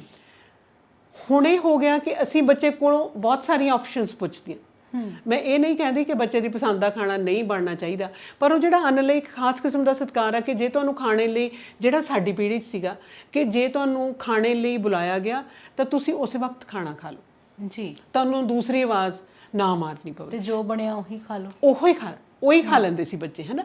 ਹੁਣ ਇਹ ਆ ਕਿ ਬਹੁਤ ਸਾਰੀਆਂ ਆਪਸ਼ਨਸ ਨੇ, ਜ਼ੋਮੈਟੋ ਵਰਗੀਆਂ, ਹੈ ਨਾ, ਅਸੀਂ ਆਨਲਾਈਨ ਆਰਡਰ ਕਰ ਦਿੰਦੇ ਹਾਂ। ਇਹਦੇ 'ਚ ਬੱਚਿਆਂ ਦੇ ਨਾਲ ਨਾਲ ਕਿਧਰੇ ਕਸੂਰ ਮਾਵਾਂ ਦਾ ਵੀ ਹੈਗਾ ਕਿ ਬਹੁਤੀ ਵਾਰੀ ਅਸੀਂ ਸੋਚਦੇ ਹਾਂ ਕਿ ਚਲੋ ਛੱਡੋ, ਕਿਹੜਾ ਬਣਾਊਗਾ, ਕਿ ਜੋ ਬਣਾਉਣਾ ਉਹ ਘਰ 'ਚ ਖਾਣਾ ਬਣਨ ਦੀ ਬਹੁਤ ਵੱਡੀ ਬਰਕਤ ਹੁੰਦੀ ਹੈ। ਇੱਕ ਤੁਹਾਡੇ ਲਈ ਕੋਈ ਦੂਸਰਾ ਖਾਣਾ ਬਣਾਉਂਦਾ ਤੇ ਉਹਦੇ ਸੰਵਿਤ ਤੁਹਾਡੀ ਮਾਂ ਤੁਹਾਨੂੰ ਖਾਣਾ ਬਣਾ ਕੇ ਦਿੰਦੀ ਆ, ਉਹਨੇ ਦੂਸਰੇ ਬੰਦੇ ਨੇ ਤੁਹਾਡੇ ਕੋਲੋਂ, ਹਾਂ, ਉਹਦਾ ਕੋਈ ਮੇਲ ਨਹੀਂ, ਕਿਉਂਕਿ ਉਹਦੇ ਨਾਲ ਜੁੜੀਆਂ ਜਿਹੜੀਆਂ ਭਾਵਨਾਵਾਂ ਨੇ, ਅਸੀਂ ਕਹਿੰਦੇ ਆ ਨਾ ਕਿ ਜੈਸਾ ਅੰਨ ਵੈਸਾ ਮਨ, ਕਿ ਜਿਸ ਬੰਦੇ ਦੇ ਹੱਥਾਂ ਦਾ ਬਣਿਆ ਹੋਇਆ ਖਾਣਾ, ਉਹ ਜਿਹੜਾ ਬੰਦਾ ਖਾ ਰਿਹਾ ਉਹਦੇ ਤੱਕ ਪਹੁੰਚਦਾ ਉਹ ਸਭ ਕੁਝ ਕਿਸੇ ਤਰੀਕੇ ਨਾਲ। ਮੈਮ ਅੱਜ ਤੋਂ ਥੋੜਾ ਸਮਾਂ ਪਹਿਲਾਂ ਨਾ, ਜਦੋਂ ਨਿੱਕੇ ਹੁੰਦੇ ਸੀ ਤਾਂ ਘਰਾਂ 'ਚ ਅਸੀਂ ਆਮ ਦੇਖਦੇ ਸੀ ਕਿ ਬੀਬੀ ਹੋਰੀ ਨਾ ਬਾਹਰੋਂ ਕੁਝ ਖਾਣ ਨਹੀਂ ਸੀ ਦਿੰਦੇ। ਹਾਂਜੀ। ਤਾਂ ਉਹਦਾ ਜਦੋਂ ਹੁਣ ਵੱਡੇ ਹੋਏ ਕਾਰਨ ਪੁੱਛਿਆ ਤਾਂ ਇਹ ਸਮਝ ਪਈ, ਉਹ ਕਹਿੰਦੇ ਸੀ ਕਿ ਜੇ ਤੁਸੀਂ ਕਿਸੇ ਦੂਜੇ ਦੇ ਘਰ ਦਾ ਕੁਝ ਖਾਂਦੇ ਹੋ ਨਾ, ਉਸ ਘਰ ਦੀ ਜਿਹੜੀ ਊਰਜਾ ਹੈ ਉਹ ਵੀ ਤੁਹਾਡੇ ਤੱਕ ਆਉਂਦੀ ਹੈ। ਹੁਣ ਤੁਹਾਨੂੰ ਨਹੀਂ ਪਤਾ ਕਿ ਸਾਹਮਣੇ ਵਾਲੇ ਦੇ ਘਰ 'ਚ ਕਿਸ ਤਰ੍ਹਾਂ ਦਾ ਮਾਹੌਲ ਹੈ, ਤੇ ਉਹ ਨਕਾਰਾਤਮਕ ਊਰਜਾ ਬਹੁਤ ਛੇਤੀ ਅਸੀਂ ਲੈਂਦੇ ਹਾਂ ਦੂਜੀ ਥਾਂ ਤੋਂ, ਹੈ ਨਾ। ਇਸੇ ਕਰਕੇ ਫਾਸਟ ਫੂਡ ਖਾ ਖਾ ਕੇ ਸਾਡੇ ਅੰਦਰ ਹਮੇਸ਼ਾ ਕਾਹਲ ਪਈ ਰਹਿੰਦੀ ਹੈ। ਹਾਂਜੀ ਹਾਂਜੀ। ਅੱਜ ਦਾ ਬੰਦਾ ਮੈਨੂੰ ਲੱਗਦੀ ਹੈ ਕਿ ਹਰ ਸਮੇਂ ਲੇਟ ਹੋ ਰਿਹਾ ਹੁੰਦਾ। ਬਿਲਕੁਲ। ਬੱਚਿਆਂ ਨੂੰ ਸਿਹਤ ਸੰਬੰਧੀ ਬਹੁਤ ਸਾਰੀਆਂ ਸਮੱਸਿਆਵਾਂ ਆ ਰਹੀਆਂ ਨੇ ਜੀ, ਜਿਹੜੇ ਅਸੀਂ ਉਹਨਾਂ ਦੇ ਜੇ ਉਮਰ ਮੁਤਾਬਕ ਸੋਚੀਏ ਕਿ ਇਸ ਉਮਰ ਦੇ ਬੱਚੇ ਨੂੰ ਵੀ ਇਹ ਸਮੱਸਿਆ ਹੋ ਸਕਦੀ ਹੈ ਤਾਂ ਸਾਨੂੰ ਬਹੁਤ ਹੈਰਾਨੀ ਹੁੰਦੀ ਹੈ ਨਾ। ਕਹਿੰਦੇ ਸੀ ਨਾ ਕਿ ਜਿਹੋ ਜਿਹਾ ਅੰਨ ਪਾਣੀ ਉਹੋ ਜਿਹਾ ਕੰਮ ਜਾਣੀ। ਹਾਂਜੀ ਬਿਲਕੁਲ। ਜਿਹੋ ਜਿਹਾ ਸਾਡਾ ਅੰਨ ਹੁੰਦਾ, ਜਿਹੋ ਜਿਹਾ ਸਾਡਾ ਆਹਾਰ ਆ, ਸਾਡੀ ਬੁੱਧੀ ਉਸੇ ਤਰ੍ਹਾਂ ਦੀ ਹੁੰਦੀ ਹੈ। ਜੀ।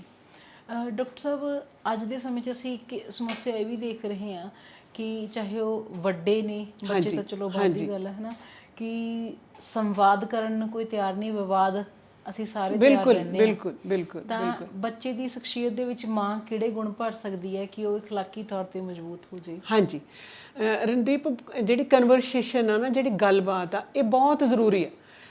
ਜੇ ਅਸੀਂ ਸਾਡੇ ਸੱਭਿਆਚਾਰ ਦੀ ਗੱਲ ਕਰਦੇ ਹਾਂ, ਸਾਡੇ ਸੱਭਿਆਚਾਰਕ ਮਾਨਤਾਵਾਂ ਦੀ ਗੱਲ ਕਰਦੇ ਹਾਂ ਨਾ, ਤਾਂ ਉੱਥੇ ਬਹੁਤ ਸਾਰੇ ਪਰਿਵਾਰ ਅਜਿਹੇ ਨੇ ਜਿੱਥੇ ਬੱਚੇ ਦਾ ਆਪਣੇ ਫਾਦਰ ਨਾਲ, ਬੱਚੇ ਦਾ ਆਪਣੇ ਪਿਤਾ ਨਾਲ ਸੰਵਾਦ ਹੀ ਨਹੀਂ ਹੁੰਦਾ। ਜੀ। ਉੱਥੇ ਜਿਹੜਾ ਸੰਵਾਦ ਆ ਉਹਦੀ ਮਾਂ ਨਾਲ ਆ। ਜੇ ਸਾਂਝੇ ਪਰਿਵਾਰ ਨੇ ਤਾਂ ਬਹੁਤ ਖੁਸ਼ਕਿਸਮਤੀ ਆ। ਤੇ ਮਾਂ ਜਿਹੜੀ ਉਹ ਬੱਚੇ ਦੇ ਅਹਿਸਾਸ ਨੂੰ, ਜਦ ਬੱਚੇ ਨੇ ਕੁਝ ਲੈਣਾ ਵੀ ਆ ਤਾਂ ਉਹ ਉਹਦੇ ਪਿਤਾ ਤੱਕ ਪਹੁੰਚਾਉਂਦੀ ਹੈ। ਮੈਂ ਪਹਿਲਾਂ ਵੀ ਗੱਲ ਕੀਤੀ ਸੀ ਕਿ ਸਭ ਤੋਂ ਜ਼ਰੂਰੀ ਚੀਜ਼ ਜਿਹੜੀ ਅਸੀਂ ਬੱਚੇ ਨੂੰ ਦੇ ਸਕਦੇ ਹਾਂ ਉਹ ਵਕਤ ਆ। ਜਦੋਂ ਦਾਦੀਆਂ ਨਾਨੀਆਂ ਸੀ ਨਾ ਸਾਡੇ ਕੋਲ, ਮੈਂ ਜਿੱਥੇ ਕਿਤੇ ਵੀ ਮੈਨੂੰ ਮੌਕਾ ਮਿਲਦਾ ਮੈਂ ਹਮੇਸ਼ਾ ਐਮਫਸਾਈਜ਼ ਕਰਦੀ ਇਸ ਗੱਲ ਤੇ ਕਿ ਸਾਨੂੰ ਬੱਚਿਆਂ ਨੂੰ ਲੋਕ ਕਹਾਣੀਆਂ ਸੁਣਾਉਣੀਆਂ ਚਾਹੀਦੀਆਂ ਨੇ। ਉਹਦਾ ਕਾਰਨ ਇਹ ਆ ਕਿ ਬੱਚੇ ਦੀ ਇਮੈਜੀਨੇਸ਼ਨ ਦੀ ਫਲਾਈਟ ਆ ਜਿਹੜੀ, ਉਹ ਬਹੁਤ ਵੱਡੀ ਹੁੰਦੀ ਆ। ਬੱਚੇ ਦੀ ਕਲਪਨਾ 'ਚ ਬਹੁਤ ਕੁਝ ਹੁੰਦਾ। ਤੁਸੀਂ ਕਦੇ ਬੱਚਿਆਂ ਨੂੰ ਆਪਸ ਖੇਡਦੇ ਵੇਖੋ ਤੇ ਤੁਸੀਂ ਉਹਨਾਂ ਦੀਆਂ ਗੱਲਾਂ ਸੁਣੋ, ਤੁਹਾਨੂੰ ਹੈਰਾਨਗੀ ਹੁੰਦੀ ਆ, ਹੈ ਨਾ, ਕਿ ਉਹਨਾਂ ਦੀ ਪਹੁੰਚ ਆ ਜਿਹੜੀ ਉਹ ਚੰਦ ਤਾਰਿਆਂ ਤੱਕ ਹੁੰਦੀ ਆ।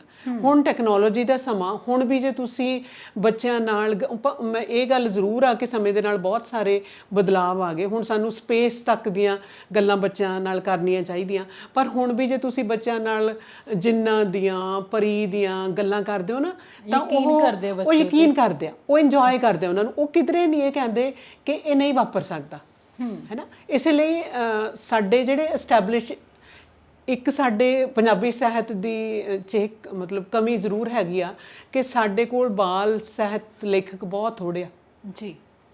ਸਾਡੇ ਜਿਹੜੇ ਐਸਟੈਬਲਿਸ਼ ਲੇਖਕ ਨੇ, ਜਿਵੇਂ ਜਸਵੰਤ ਸਿੰਘ ਕੰਵਲ, ਡਾਕਟਰ ਦਲੀਪ ਕੌਰ ਟਿਵਾਣਾ, ਹੁਣੇ ਜੇ ਸਿਮਰਨ ਧਾਲੀਵਾਲ ਦੀ ਕਿਤਾਬ ਆਈ ਆ ਸੱਤ ਪਰੀਆਂ, ਹੈ ਨਾ, ਵੱਡੇ ਲੇਖਕਾਂ ਨੇ ਵੀ ਧਿਆਨ ਦਿੱਤਾ ਇਸ ਪਾਸੇ, ਪਰ ਉਹ ਕੁੱਲ ਵਕਤੀ ਬਾਲ ਲੇਖਕ ਨਹੀਂ ਸੀਗੇ। ਜੀ। ਹੈ ਨਾ। ਸਾਨੂੰ ਜਿਹੜਾ ਸਾਡਾ ਸਾਹਿਤ, ਅਸੀਂ ਮੰਨਦੇ ਹਾਂ ਕਿ ਜਿਹੜਾ ਬਾਲ ਸਾਹਿਤ ਹੋਊਗਾ ਨਾ, ਉਹ ਉਪਦੇਸ਼ਾਤਮਕ ਹੋਊਗਾ।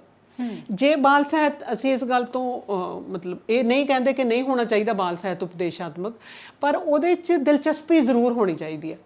ਚਿੜੀ ਤੇ ਕਾਂ ਦੀ ਜਾਂ ਜਿਹੜੀ ਪਿਆਸੀ ਲੂੰਬੜੀ ਦੀ ਕਹਾਣੀ ਜਿਹੜੀ ਅਸੀਂ ਆਪਣੇ ਬਚਪਨ ਤੋਂ ਸੁਣਦੇ ਆ ਰਹੇ ਹਾਂ, ਉਹਨਾਂ ਦੇ ਵੱਖਰੇ ਵਰਜ਼ਨ ਨੇ ਜਿਹੜੇ ਨਵੇਂ ਤਰੀਕੇ ਨਾਲ ਉਹ ਸਾਡੇ ਸਾਹਮਣੇ ਆਉਣੀਆਂ ਚਾਹੀਦੀਆਂ। ਤੇ ਸਾਨੂੰ ਇਸ ਗੱਲ ਵੱਲ ਜ਼ਰੂਰ ਧਿਆਨ ਦੇਣਾ ਚਾਹੀਦਾ ਹੈ ਨਾ। ਜਿਹੜਾ ਦਾਦੀਆਂ ਨਾਨੀਆਂ ਦਾ ਕੰਮ ਸੀਗਾ, ਜਿਹੜੀਆਂ ਕਹਾਣੀਆਂ ਉਹਨਾਂ ਨੇ ਸੁਣਾਉਣੀਆਂ ਸੀ, ਉਹ ਕਹਾਣੀਆਂ ਵੀ ਹੁਣ ਮਾਵਾਂ ਨੇ ਸੁਣਾਉਣੀਆਂ ਨੇ। ਤੇ ਬੱਚੇ ਨਾ ਮਤਲਬ ਬਹੁਤ ਕਮਾਲ ਦੇ ਹੁੰਦੇ ਆ ਰਣਦੀਪ। ਇੱਕ ਤਾਂ ਇਹ ਕਿ ਉਹਨਾਂ ਨੂੰ ਛੋਟੇ ਹੁੰਦਿਆਂ ਦੀਆਂ ਬਹੁਤ ਸਾਰੀਆਂ ਗੱਲਾਂ ਯਾਦ ਨੇ। ਸਾਨੂੰ ਵੀ ਜੇ ਸਾਡੀ ਉਮਰ ਦਾ ਜਿਹੜਾ ਪੜਾਅ ਸਭ ਤੋਂ ਜ਼ਿਆਦਾ ਯਾਦ ਰਹਿੰਦਾ ਨਾ, ਉਹ ਬਚਪਨ ਹੁੰਦਾ ਹੈ। ਮੇਰੇ ਬੱਚੇ ਨੂੰ ਨਾ, ਮੇਰੇ ਬੇਟੇ ਨੂੰ ਸੌਣਾ ਅੱਛਾ ਨਹੀਂ ਸੀ ਲੱਗਦਾ। ਮਤਲਬ ਉਹਦੇ ਨਾਲ ਇਹ ਗੱਲ ਕਰਨੀ ਉਹਨੂੰ ਅੱਛੀ ਨਹੀਂ ਸੀ ਲੱਗਦੀ ਕਿ ਹੁਣ ਆਪਾਂ ਸੌਈਏ। ਤਾਂ ਹਰ ਰੋਜ਼ ਮੈਂ ਇਹ ਕਰਦੀ ਸੀ ਕਿ ਨਹੀਂ, ਆਪਾਂ ਸੌਣਾ ਥੋੜ੍ਹੀ ਆ, ਆਪਾਂ ਤਾਂ ਸਟੋਰੀ ਟਾਈਮ ਕਰਦੇ ਹਾਂ। ਤੇ ਹਰ ਰੋਜ਼ ਅਸੀਂ ਇੱਕ ਕਹਾਣੀ, ਮੈਂ ਉਹਨੂੰ ਹਰ ਰੋਜ਼ ਇੱਕ ਕਹਾਣੀ ਸੁਣਾਉਂਦੀ ਸੀ। ਇੰਨੀਆਂ ਕਹਾਣੀਆਂ ਮੈਨੂੰ ਯਾਦ ਵੀ ਨਹੀਂ ਸੀ ਹੁੰਦੀਆਂ। ਫਿਰ ਮੈਂ ਉਹਨੂੰ ਭਾਸ਼ਾ ਵਿਭਾਗ ਨੇ ਛਾਪੀਆਂ ਹੋਈਆਂ ਪੰਜਾਬ ਦੀਆਂ ਲੋਕ ਕਹਾਣੀਆਂ, ਮੈਂ ਹਰ ਰੋਜ਼ ਇੱਕ ਕਹਾਣੀ ਪੜ੍ਹ ਕੇ ਸੁਣਾਉਂਦੀ ਸੀ। ਉਹਦੇ ਨਾਲ ਉਹਨੂੰ ਕਹਾਣੀਆਂ ਪੜ੍ਹਨ ਦੀ ਆਦਤ ਪਈ। ਕਹਾਣੀਆਂ ਤੋਂ ਬਾਅਦ ਉਹਨੇ ਫਿਕਸ਼ਨ ਪੜ੍ਹਨੀ ਸ਼ੁਰੂ ਕੀਤੀ ਤੇ ਉਹ ਅੱਛਾ ਰੀਡਰ ਆ। ਬਹੁਤ ਦਿਲਚਸਪੀ ਨਾਲ, ਬਹੁਤ ਸ਼ੌਕ ਨਾਲ ਉਹ ਆਪਣੇ ਸਿਲੇਬਸ ਤੋਂ ਬਾਹਰ ਦੀਆਂ ਕਿਤਾਬਾਂ ਪੜ੍ਹ ਲੈਂਦਾ। ਮਤਲਬ ਜੇ ਅਸੀਂ ਬੱਚੇ 'ਚ ਇਨਵੈਸਟ ਕਰਦੇ ਹਾਂ ਤਾਂ ਉਹ ਜ਼ਰੂਰ ਫਰੂਟਫੁਲ ਹੁੰਦਾ, ਵਿਅਰਥ ਨਹੀਂ ਜਾਂਦਾ। ਤੇ ਇੱਕ ਨਾ ਰਣਦੀਪ, ਮਾਂ ਦਾ ਹੀ ਫਰਜ਼ ਬਣਦਾ, ਸਾਨੂੰ ਕੋਸ਼ਿਸ਼ ਵੀ ਕਰਨੀ ਚਾਹੀਦੀ ਆ ਕਿ ਬੱਚੇ ਨੂੰ ਧਰਮ ਦੇ ਅਰਥ ਸਮਝਾਵੇ ਜੀ। ਕਿਉਂਕਿ ਧਰਮ ਸਾਡੇ ਲਈ ਬਹੁਤ ਸੈਂਸਿਟਿਵ ਇਸ਼ੂ ਆ। ਸਾਡੇ ਕੋਲ 1947 ਦੀ ਵੰਡ ਤੇ 84 ਦਾ ਜਿਹੜਾ ਦੁਖਾਂਤ ਆ, ਉਹ ਸਿੱਧੇ ਰੂਪ 'ਚ ਧਰਮ ਨਾਲ ਜੋੜੇ ਗਏ ਕਿ ਬੱਚੇ ਨੂੰ ਅਸੀਂ ਧਾਰਮਿਕ ਸਹਿਣਸ਼ੀਲਤਾ ਕਿਸ ਤਰ੍ਹਾਂ ਸਿਖਾਉਣੀ ਆ। ਇਹ ਸਮੇਂ ਦੀ ਬਹੁਤ ਵੱਡੀ ਲੋੜ ਹੈ ਨਾ। ਬੱਚੇ ਨੂੰ ਫਿਲਾਸਫੀ ਦਾ ਥੋੜਾ ਬਹੁਤਾ ਜ਼ਰੂਰ ਪਤਾ ਹੋਣਾ ਚਾਹੀਦਾ। ਸਾਨੂੰ ਬੱਚੇ ਦੇ ਮਨੋਵਿਗਿਆਨ ਨੂੰ ਸਮਝਣ ਦੀ ਜ਼ਰੂਰ ਕੋਸ਼ਿਸ਼ ਕਰਨੀ ਚਾਹੀਦੀ ਆ ਕਿ ਬੱਚੇ ਦੀ ਇੱਥੇ ਜ਼ਰੂਰੀ ਹੈ ਕਿ ਇਹਨਾਂ ਸਾਰੀਆਂ ਚੀਜ਼ਾਂ ਨਾਲ ਜਿਹੜਾ ਬੱਚੇ ਦਾ ਸਰਵਪੱਖੀ ਵਿਕਾਸ ਆ ਉਹ ਸੰਭਵ ਹੋ ਸਕੇ। ਬਹੁਤ ਸਾਰੇ ਬੱਚੇ ਬਹੁਤ ਸ਼ੌਕ ਨਾਲ ਸਕੂਲ ਜਾਂਦੇ ਆ ਤੇ ਬਹੁਤ ਸਾਰੇ ਬੱਚੇ ਸਕੂਲ ਨਹੀਂ ਜਾਣਾ ਚਾਹੁੰਦੇ। ਤੇ ਜੇ ਬੱਚਾ ਸਕੂਲ ਜਾਣ 'ਚ ਦਿਲਚਸਪੀ ਨਹੀਂ ਲੈ ਰਿਹਾ ਤਾਂ ਸਾਨੂੰ ਜ਼ਰੂਰ ਵੇਖਣਾ ਚਾਹੀਦਾ ਕਿ ਕਿੱਥੇ ਕੋਈ ਕਮੀ ਆ ਜੀ। ਉਹਦੇ ਆਪਣੇ ਅਧਿਆਪਕ ਨਾਲ ਕੋਈ ਨਾਰਾਜ਼ਗੀ ਆ, ਜਾਂ ਸਕੂਲ 'ਚ ਜਿਹੜੇ ਉਹਦੇ ਦੋਸਤ ਨੇ ਉਹ ਚੰਗੇ ਨਹੀਂ ਹੈਗੇ। ਕੁਝ ਨਾ ਕੁਝ ਉਹਨੂੰ ਪਰੇਸ਼ਾਨ ਕਰ ਰਿਹਾ ਹੁੰਦਾ। ਕਿਸੇ ਨਾ ਕਿਸੇ ਕਿਸਮ ਦਾ ਪ੍ਰੈਸ਼ਰ ਹੈ ਜਿਹੜਾ ਜ਼ਰੂਰ ਹੁੰਦਾ ਉਹਦੇ ਦਿਮਾਗ ਤੇ। ਇੱਕ ਇਹ ਕਿ ਮੈਨੂੰ ਇਹ ਵੀ ਲੱਗਦਾ, ਮਤਲਬ ਹਰ ਕਿਸੇ ਦੀ ਆਪਣੀ ਰਾਏ ਹੋ ਸਕਦੀ ਹੈ ਕਿ ਬੱਚਿਆਂ ਨੂੰ ਬਹੁਤ ਛੋਟੇ 2.5 ਸਾਲਾਂ ਦੇ ਬੱਚਿਆਂ ਨੂੰ ਸਕੂਲ ਲਈ ਨਹੀਂ ਭੇਜਣਾ ਚਾਹੀਦਾ ਜੀ। ਬੱਚੇ ਨੇ ਨਾ ਉਮਰ ਦੇ ਹਿਸਾਬ, ਬੱਚਾ ਸਾਨੂੰ ਸਹਿਣਸ਼ੀਲਤਾ ਸਿਖਾਉਂਦਾ। ਅਸੀਂ ਨਹੀਂ ਬੱਚੇ ਨੂੰ ਸਿਖਾਉਂਦੇ ਸਿਰਫ, ਬੱਚਾ ਵੀ ਸਾਨੂੰ ਸਿਖਾਉਂਦਾ। ਬੱਚਾ ਸਾਨੂੰ ਇਹੋ ਹੀ ਸਿਖਾਉਂਦਾ ਕਿ ਹਰ ਚੀਜ਼ ਦਾ ਇੱਕ ਵਕਤ ਮੁਕਰਰ ਹੁੰਦਾ ਜੀ। ਤੇ ਜੇ ਅਸੀਂ 2.5 ਸਾਲ ਦੇ ਬੱਚੇ ਨੂੰ ਜੋ ਕੁਝ 2.5 ਸਾਲ ਦੇ ਬੱਚੇ ਨੂੰ ਸਿਖਾਉਂਦੇ ਨੇ ਪਲੇਵੇਜ਼ ਵਾਲੇ, ਉਹ ਅਸੀਂ ਬੱਚੇ ਨੂੰ ਆਪਣੇ ਆਪ ਹੀ ਸਿਖਾ ਸਕਦੇ ਤੇ ਬੱਚੇ ਨੂੰ ਮੁਸ਼ਕਿਲ ਵੀ ਨਹੀਂ ਲੱਗਦਾ ਹੈ ਨਾ। ਤੇ ਇੱਕ ਇਹ ਕਿ ਜਦੋਂ ਅਸੀਂ ਬੱਚੇ ਨੂੰ ਆਪਣੇ ਤੌਰ ਤੇ ਸਿਖਾਉਣਾ, ਬੱਚੇ ਨੇ ਉੱਥੇ ਜਾ ਕੇ ਰੈੱਡ ਬਲੂ ਯੈਲੋ ਔਰੇਂਜ ਸਿੱਖਣਾ। ਇੱਥੇ ਬੱਚੇ ਨੇ ਨਾਭੀ, ਉਨਾਭੀ, ਕਾਸ਼ਨੀ, ਜੋਗੀਆ, ਇਹ ਸਭ ਕੁਝ ਵੀ ਤਾਂ ਸਿੱਖਣਾ ਹੁੰਦਾ ਜੀ। ਸੋ ਅਸੀਂ ਕੋਸ਼ਿਸ਼ ਕਰੀਏ। ਮੈਂ ਤੁਹਾਡੀ ਇਸ ਗੱਲ ਨਾਲ ਵੀ ਸਹਿਮਤ ਹਾਂ ਕਿ ਕਈ ਵਾਰੀ ਜਿਹੜੀਆਂ ਕੰਮਕਾਜੀ ਮਹਿਲਾਵਾਂ ਨੇ ਉਹ ਆਪਣੇ ਘਰ ਦੇ ਤੇ ਆਪਣੇ ਦਫ਼ਤਰ ਦੇ ਜਾਂ ਜਿਹੜਾ ਵੀ ਉਹਦਾ ਕੰਮਕਾਜ ਆ ਉਹਦੇ 'ਚ ਸੰਤੁਲਨ ਬਣਾਉਣ ਲਈ ਜ਼ਿਆਦਾ ਚਿੰਤਤ ਹੁੰਦੀਆਂ ਜੀ, ਜ਼ਿਆਦਾ ਐਫਰਟ ਕਰਦੀਆਂ ਨੇ। ਤੇ ਕਈ ਵਾਰ ਅਜਿਹੀਆਂ ਔਰਤਾਂ ਵੀ ਹੁੰਦੀਆਂ ਨੇ ਜਿਨ੍ਹਾਂ ਕੋਲ ਬਹੁਤ ਸਾਰਾ ਵਕਤ ਹੁੰਦਾ ਪਰ ਉਹ ਇਸ ਪਾਸੇ ਧਿਆਨ ਹੀ ਨਹੀਂ ਦਿੰਦੀਆਂ। ਸੋ ਕੋਸ਼ਿਸ਼ ਇਹ ਮਾਵਾਂ ਨੂੰ ਹੀ ਕਰਨੀ ਪੈਣੀ ਹੈ। ਹਾਂਜੀ, ਮਾਵਾਂ ਨੂੰ ਇਹ ਕੋਸ਼ਿਸ਼ ਕਰਨੀ ਪੈਣੀ ਆ ਕਿ ਉਹ ਆਪਣੇ ਜੇ ਉਹ ਕੰਮਕਾਜੀ ਨੇ ਤਾਂ ਉਹਨਾਂ ਨੇ ਸੰਤੁਲਨ ਕਿਸ ਤਰ੍ਹਾਂ ਰੱਖਣਾ ਤਾਂ ਕਿ ਬੱਚੇ ਦੀ ਜਿਹੜੀ ਸ਼ਖਸੀਅਤ ਆ ਉਹਦਾ ਸਰਵਪੱਖੀ ਵਿਕਾਸ ਸੰਭਵ ਹੋ ਸਕੇ, ਕਿਉਂਕਿ ਬੱਚੇ ਸਾਡੇ ਭਵਿੱਖ ਦਾ ਸਰਮਾਇਆ ਜੀ। ਮੈਮ, ਤੁਸੀਂ ਬਹੁਤ ਹੀ ਸੰਜੀਦਾ ਵਿਸ਼ੇ ਤੇ ਆਪਣੇ ਵਿਚਾਰ ਸਾਡੇ ਨਾਲ ਸਾਂਝੇ ਕੀਤੇ। ਤੁਹਾਡਾ ਬਹੁਤ ਬਹੁਤ ਧੰਨਵਾਦ। ਸ਼ੁਕਰੀਆ ਰਣਦੀਪ।